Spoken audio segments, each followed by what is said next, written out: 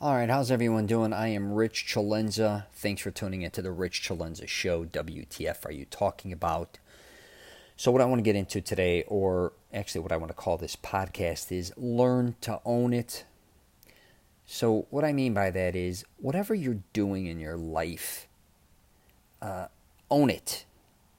I think what's happening as a society, and I can see this firsthand, I think, because one is I travel so much all over North America and I see so many different types of people, is they're afraid to own their identity. I think a lot of times we're kind of afraid to kind of talk about things that we really believe in because we're afraid we're going to be judged. Or on the flip side, I think we become overly obsessed with certain things, especially in a social media presence, that we're trying to force all our beliefs down other people's throats, right? That gets a little crazy. But put that aside, a lot of people, especially I think in their 30s, 40s, and 50s now, especially if they have children, and I go through this as well. I have two daughters in their 20s. And, they have their opinions, and I respect their opinions. But I'm going to tell you something. If you're a parent, your kids better start fucking learning to respect yours too. And kids, I don't care what age they are, better start learning to respect their parents as well. And the one thing I see a lot of times with my kids or younger people when it comes to grandparents, even more than their parents, is they think they're outdated, and they think a lot of, their beliefs or their values are just kind of stupid, right? And I'm not going to sit here and disagree that a lot of old timers, a lot of, things that they do believe in may be outdated, and some things they say may be a little shaky at times. And I get all that. But you still have to respect them. And the one thing I will say about the elderly a lot of times, especially vets and people who've truly been through the ringer, is they own it. They own their identity. And I love that about them. They're not wishy-washy. And they're not sitting here talking a lot of shit that they don't know about. They've been through a lot. They speak from real experience. And they deserve to be heard. And again, what they're saying, older people, may not relate to you now, especially with technology and the way things are ran now and blah, blah, blah. But they do have a lot of life lessons they can teach anybody. Same with parents with kids. But I see even a lot of parents now just being confused. I've done some podcasts where I kind of call parents pussies now. Sometimes I get a little abrasive, but the truth is I think a lot of parents have become pussies. I think they raised their kids, a lot of them, and don't think I'm blaming anyone specific here. And at times I blame myself, because at times I think I babied my kids as well, especially living in Orlando, Florida. It's a fantasy life, and I had two daughters, and it was kind of very confusing with me because I always wanted. For one, I had a daughter that had a liver transplant, and then I ended up having another daughter with diabetes, type 1 diabetes, which it's that in itself is kind of very weird. I guess you could say, having two children going through that. So I wanted to make sure that everything is kind of fun. But I also wanted to teach them the struggle. And my mother used to say, I've said this on my previous podcast, why do you talk to your daughters like they're adults a lot of times? Like I'm kind of baby talking or having fun, pretending princesses and all this, and, goofing around with that. And then the next thing you know, I'm putting the hammer down, telling them they better kick it in the ass. And I didn't go for any bullshit. And what's interesting is my kids now don't tolerate with even my bullshit, which I kind of like, because I can see myself in them calling me out. If they have very strong opinions, which I dig that about them, even though I may disagree with a lot of them. But, I like that about them. And they own it. That's the one thing. But I think sometimes with parents, or just people in general now, they're afraid to own it. You know what I mean? Like a lot of people I see that are religious or were religious, that are still kind of religious, they're afraid to talk about religion. And I get that. You don't want to turn people off. Same with politics. I get that as well. I'm not talking about that you got to start bringing up things in that nature, religion, politics, or whatever the case may be. But what I do think a lot of times is, when I talk a lot of times, people almost get, I call it paralyzed. They're scared because I am who I am. If I do something wrong, I own it. I will say, And if I don't even realize that I did it wrong now, I may in 6 months be like, I've done this at work. I've been like, you know what? I blew that. I treated that person disrespectfully. I said this when I shouldn't have. I truly will try to apologize. I try to, I really had to take a step back because I don't think we realize a lot of times a lot of things we're saying could be hurtful. A lot of things we do is hurtful. Doesn't mean we were intentionally meaning to do that. But when I was doing it, I owned it.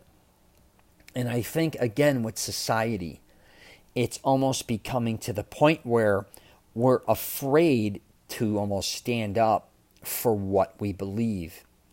And I'm here to tell you, don't fall into that bullshit. At least I wouldn't.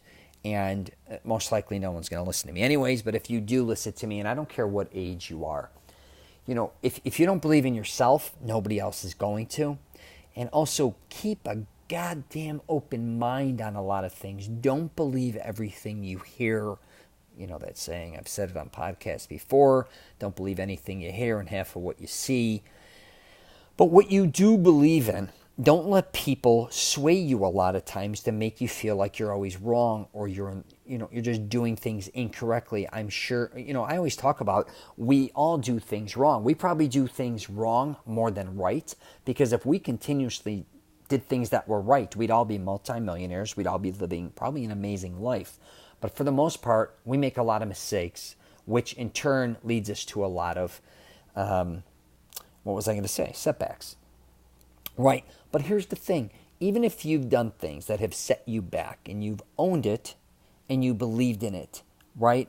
And I think a lot of us have done things where, like, no matter what we thought this was the right thing to do. And we did it for a reason. And then a lot of times in the future, then in hindsight, we're like, oh, what the hell were we thinking about? Why did I do this? Why did I do that? Well, in hindsight, anyone can do that. You just didn't have as much knowledge as you have now. You didn't know this or that would happen. So don't beat yourself up on that shit. But I'm not going to get really long-winded on this podcast. I just wanted people to know that, and I talk about confidence a lot of times. Be confident in who you are. Say what you mean what you say. All right? And quit, like I call it talking out of both sides of your mouth. Like a lot of people, they'll agree with people all the time, regardless if they disagree with them. Or again, they're afraid to stir shit. Now, remember what I'm saying here, that doesn't mean you have to become argumentative and argue with your point with everybody. What I'm trying to say is you have certain beliefs, you have your own values. Let it be known, and also respect other people's opinions as well. And have the common courtesy to listen to them. Because I can assure you, if I lined 10 people up here and each one of them gave me an opinion on a certain subject, each one of them would come out, differently, I can assure you. A lot of times our own family members, we may have the same beliefs or pretty close because we were relatively all programmed by the same parents or grandparents. Could be sisters, siblings, whatever the case may be. That makes sense.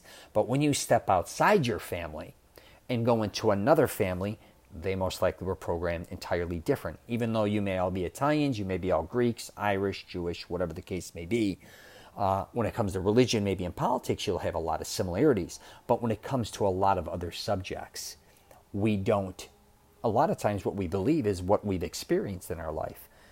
And, I didn't realize that as much as when I started to travel the last 10 years, more than ever, is like really educating yourself, becoming a lot more cultured, I guess you could say, even though it was mainly just North America. I mean, I went to Italy, but it wasn't like I'm globally cultured and experienced in all these things. But what I thought about all these different areas, cities, states, and believe me, I have blanketed now North America numerous times. I've been to every major city. I've been to every state, I think, except Montana.